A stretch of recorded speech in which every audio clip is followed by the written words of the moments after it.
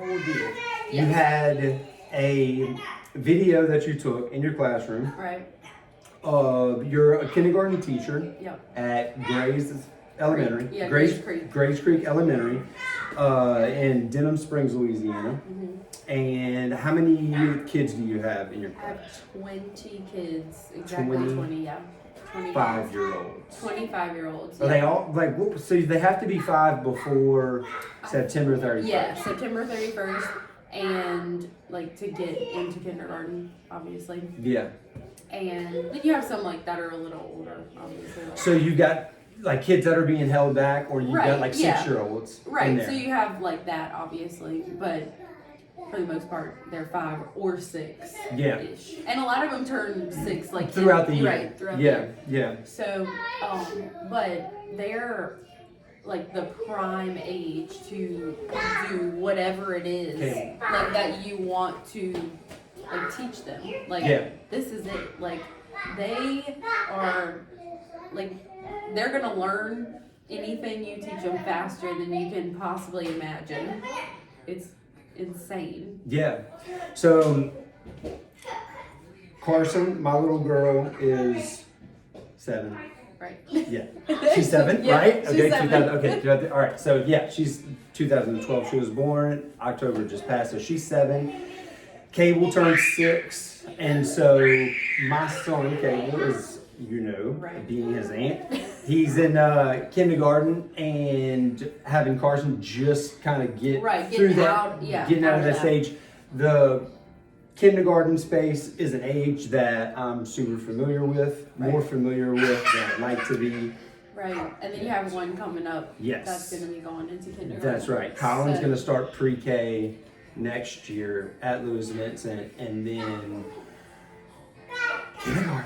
Yeah, so kindergarten is, I feel like a lot of people view it as like glorified babysitting. Yeah, You know? yeah. Which, you know, I understand that like take on it like from an outsider's point of view, but it is like the saying like you learned everything you need to know in kindergarten, like that is so true. Yeah. Like it's just so true because you just like you are teaching them how to be like humans. So yeah, talk about that. You and I had a conversation earlier, and we were talking about how kindergarten is so much more than just like learning your numbers 1 through 20 Right, and or your ABCs learning the and, alphabet, which is all super Obviously- important stuff. Right, and obviously kindergarten is like the new first grade, so we learn how to read in kindergarten and things like now that we didn't do like when we were in kindergarten. But so there's like that pressure on them, but it's really just all about being in a social setting and being able to function accordingly. So a lot of times like they're coming in, they haven't really been like in this community, like so they might have gone to daycare or whatever, but like that's such a smaller scale than a pre-K through 5 school that they're Yeah. now attending. Like Yeah. there's like all these hallways. Like think about like the first time like you would step foot on like LSU's campus and you're like, what is happening? So that is like the equivalent to a 5-year-old going to kindergarten. Yeah. Can So- you remember when you started? Like, can you go back in your mind and remember? Like, for me, it's a lot easier because oddly Right. enough, I went to the same elementary school. As your My kids, wife and I right. both went to the same elementary school that my kids go to now. So now when I walk in Lewis Vincent, it's like going into A like time machine. a time Yeah. machine. Yeah, like not a whole lot has changed. So there's some Right. things that have changed. That's There's so still a couple weird. of the same teachers that have been around there. So when I go in that school, like my mind will like go back in time, you know, to be in, but I can like, Super creepy. I know.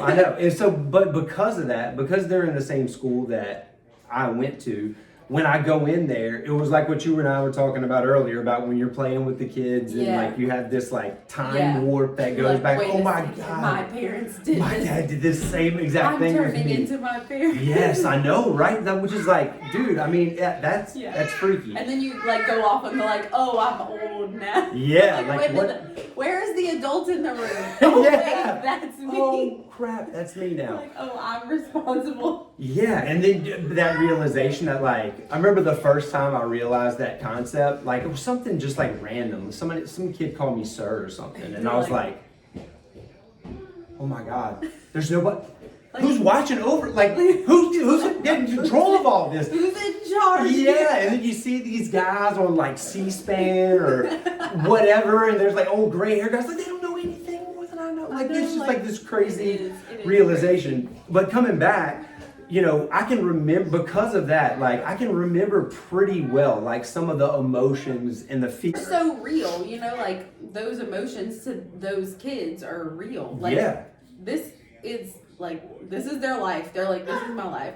And a lot of them are dealing with lots of other crazy stuff too, like on top of that, like which is a whole nother topic in itself. But they come here and, you know, the first like 9 weeks is like, you know, herding cats.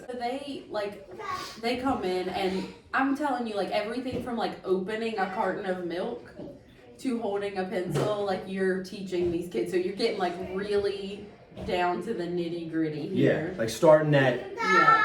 zero. And I'm sure there's a whole variation, right? Right. Some kids come in, they know how to spell their name. Right, and then yeah, there's like a mixture. You got of- some kids come in, don't depending know on their if last they have name. older siblings or whatever. That's a huge like, factor. If their parent is a teacher, maybe then they're, you know, probably have like a little bit more, you know, Sure. stuff going on because their parents are aware. But Yeah. sometimes not. That's sometimes not the case. Yeah.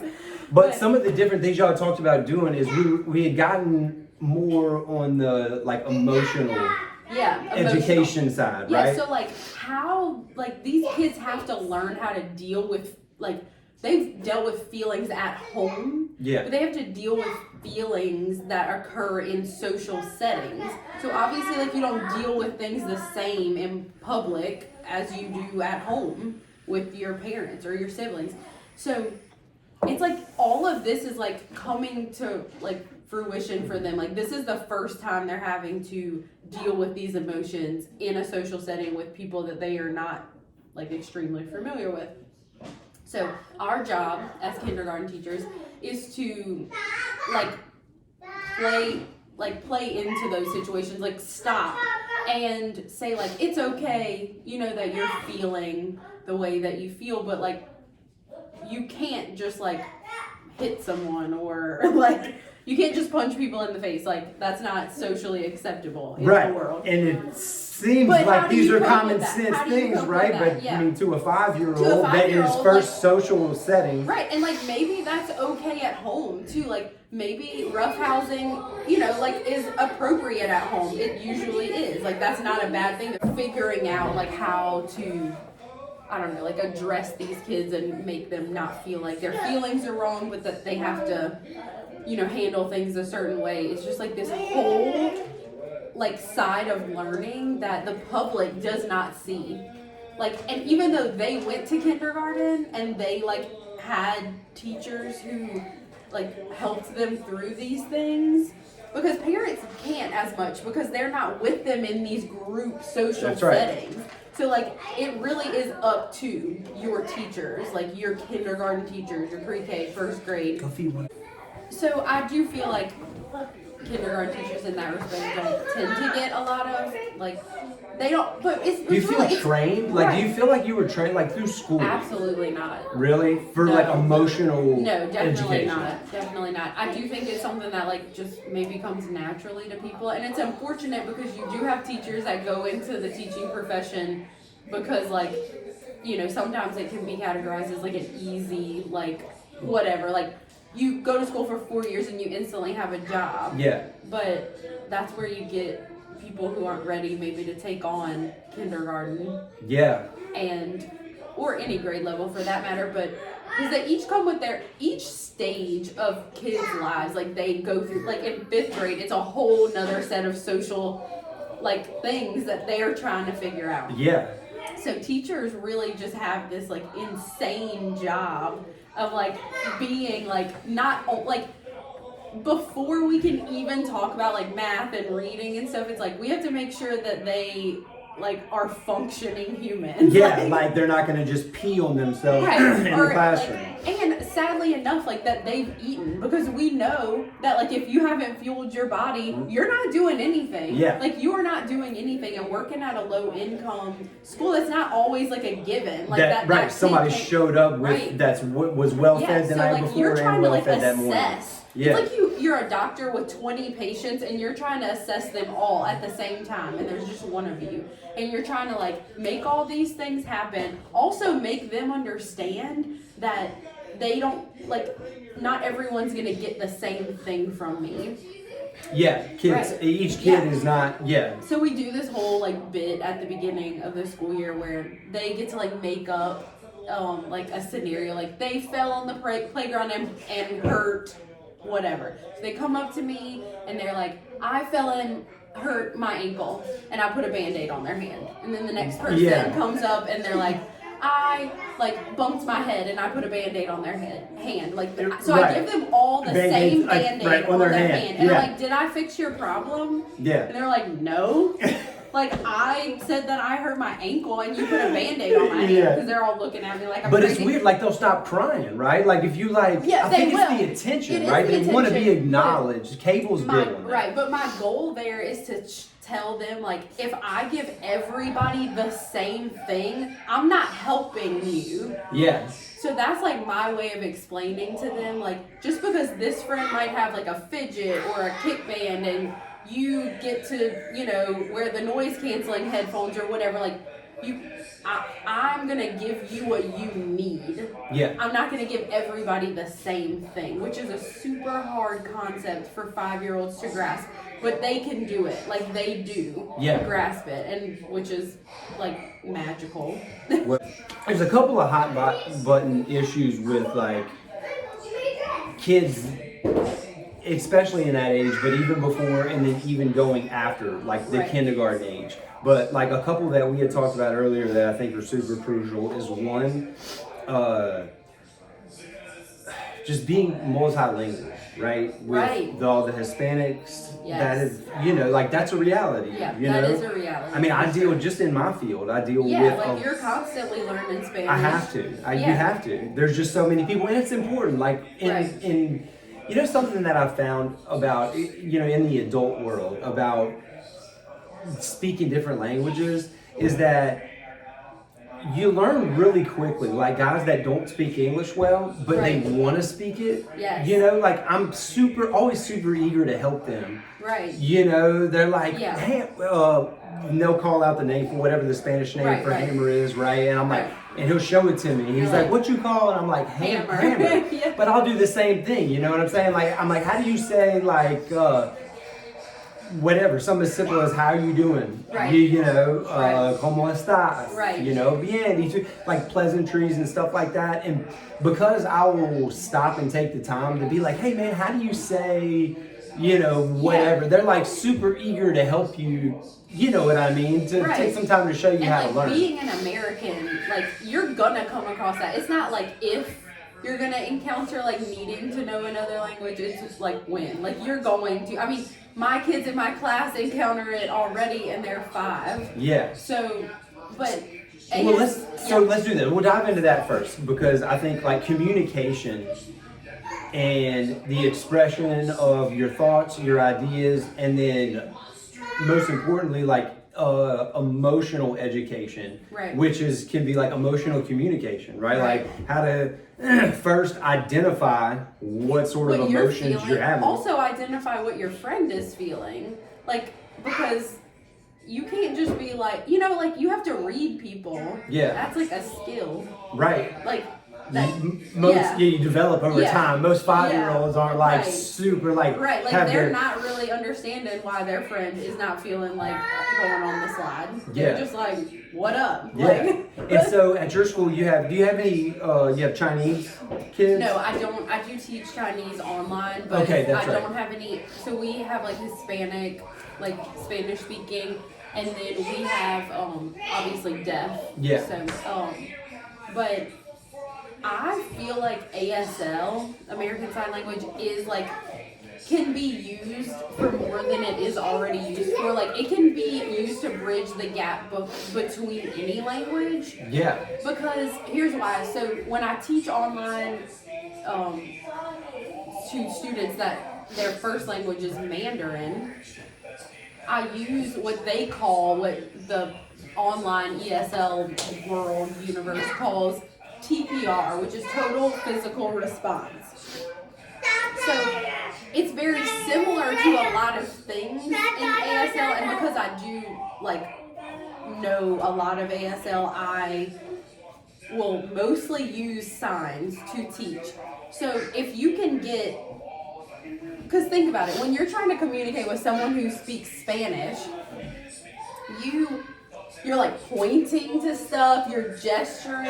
Sure, so sure. That's what ASL is. Right. So if you can learn a few simple signs, and like if I have a 5-year-old that comes in and speaks Spanish, the first thing I'm gonna do is teach them how to sign bathroom. I don't even need them to say bathroom in English, because that's hard. I'm gonna say like baños. Like this is, okay. You know what I mean? Like this is bathroom. I know that that's baños, whatever, in Spanish.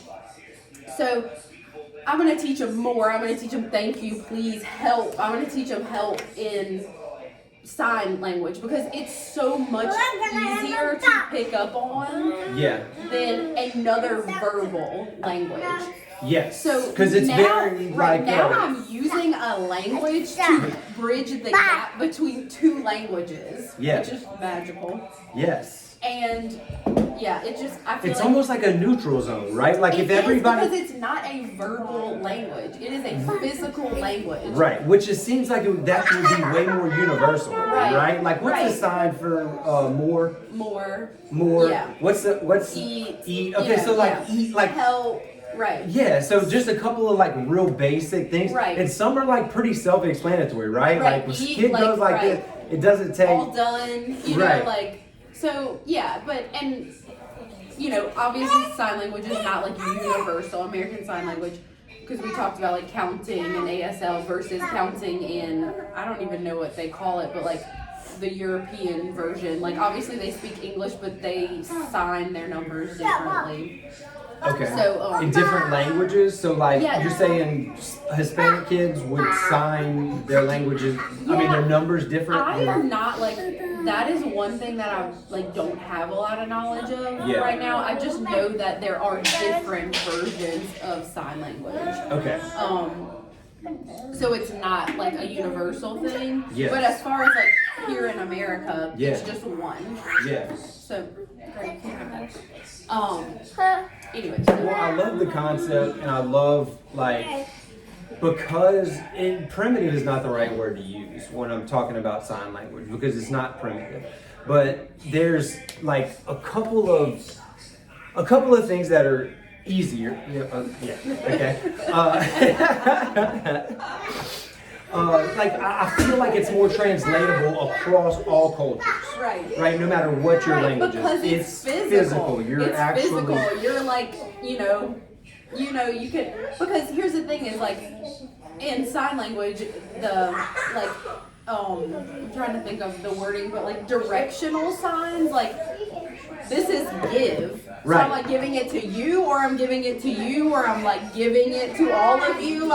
So a lot of signs are directional, which makes total sense. Like if I did not know sign language and I was trying to tell someone who spoke Portuguese that I wanted to give them something, I'd be like, give? Exactly, right? Yeah, it's like super, like, hey, you guys hungry? Yeah. You want some food? So it's like, all right, this doesn't take So I do feel like sign language can be that language that bridges the gap between all languages. Yeah.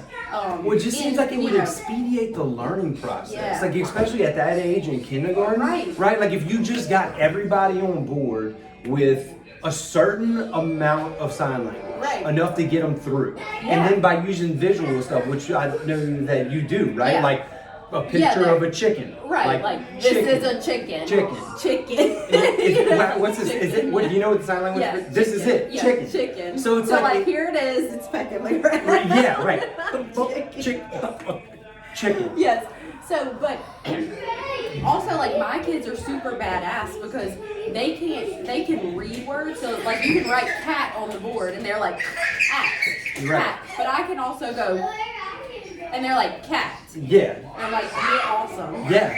Like, and a lot of them use both. So if they're like taking like an oral reading test for me and they're signing out a word, they'll go like they'll sign it go and then say it dog. Like it helps them to like finger spell it right. along with like verbal like voicing it, because it's like that kinesthetic learning, like that, you know, like it's visual, it's kinesthetic, it's, you know, like it's everything. Yeah.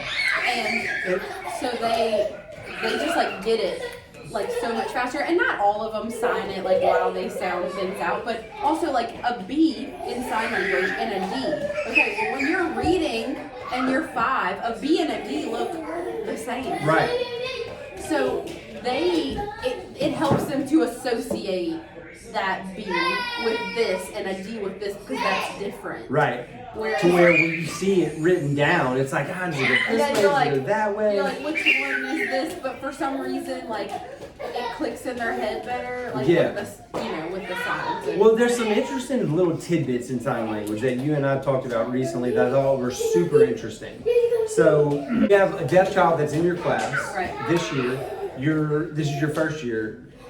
With to have deaf inclusion. Okay, because of that, we were talking about just like some different instances that I thought were really interesting. And one of them is like it's really common for you to be reading them a story. Right. And so if you're reading a story and your interpreter is trying to sign that story to their hearing impaired child. Right. Okay, what's that process like? So it's funny like how she explained it to me, because I was like, I'm confused. Like how does this work? So the way she kind of explained it to me, which to me makes like hearing impaired deaf students like really freaking smart, because like you have to. So they will set up like this imaginary stage, and like, you know, so like here's Amy, you know, and they'll like here's Amy. Here she is. Well, so Amy the interpreter is talking to the child, and they're setting. Yeah. They're gonna set this stage. Like Amy's here, maybe this person's here, this person's over there. So if you were my interpreter and you were signing to me, if you were over there reading your story, and you're the interpreter and I'm the kid. Right. So my interpreter is like right next to me because they need to be able to like see the book also, you know. So the interpreter's going to be sitting over there by you. Right. So like I'm reading, my interpreter's here, like right next to me. Okay. And so she will set this stage, like, and they have to follow that in their brain. Like, what? That's a lot. Yeah. Like some of these stories have 6 characters. Yeah.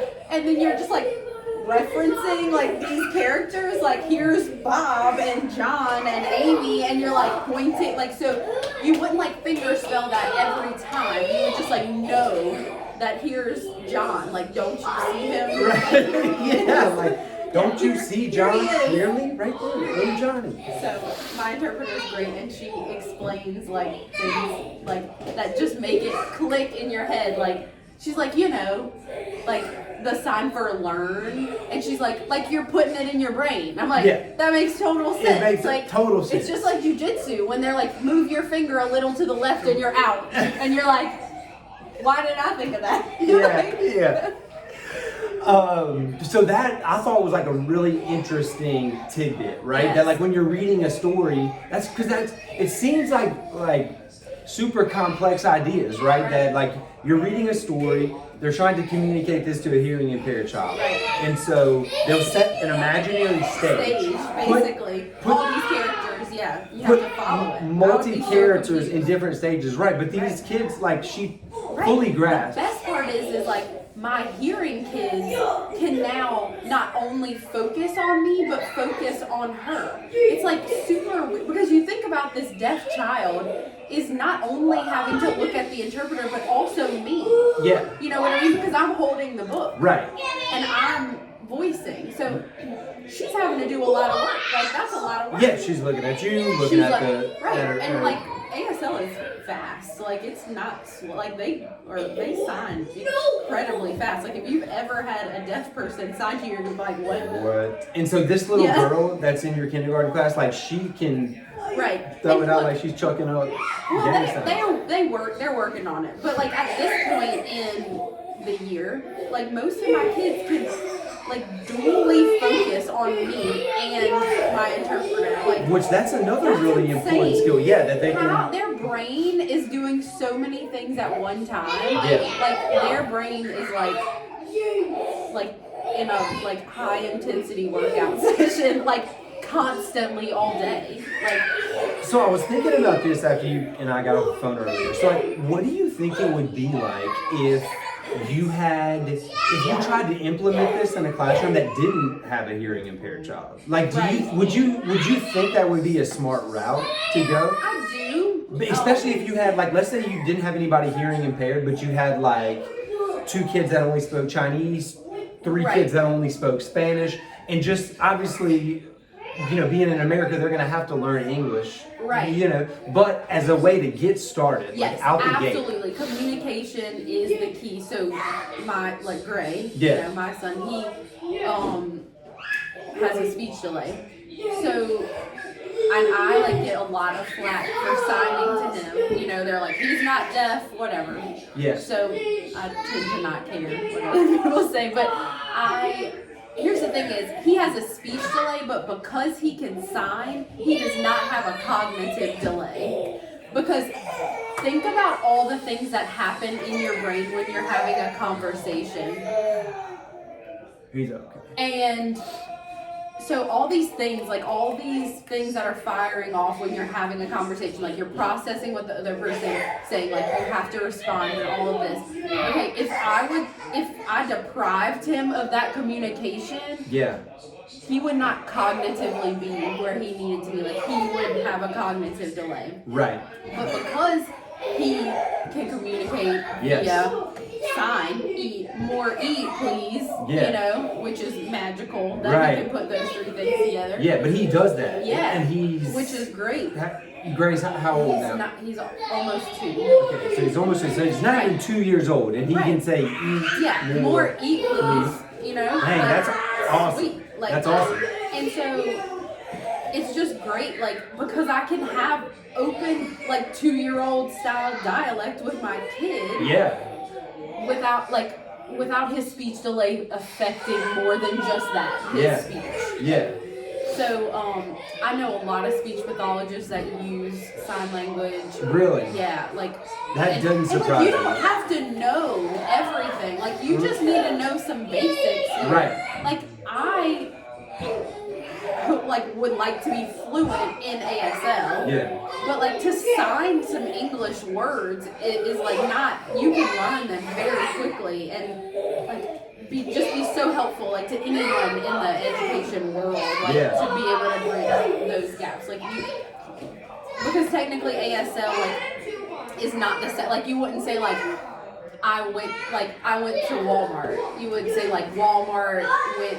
It's kind of like backwards, sort of like Spanish. So it's probably not like the most accurate way to describe that, but it's different. Yeah. So, but there's also something called signing English. Yeah. Which is what you would do, with small children. Anyways, more eat please or whatever. Yeah. Eat more please is like English, but I don't know. It just can be really helpful. Yeah, for sure. Well, look, this was really cool test run, right? One more. We'll be coming with more, please. But yeah, I think the next one that we should do is anxiety. Yes. Anxiety and like just Anxiety in kids, anxiety in adults, like anxiety. Like where does it come from? Yeah. What fosters that? And how do you deal with that as a first grader, a kindergartner, or even going all the way up to I've had a niece that dealt with that, Right. and I have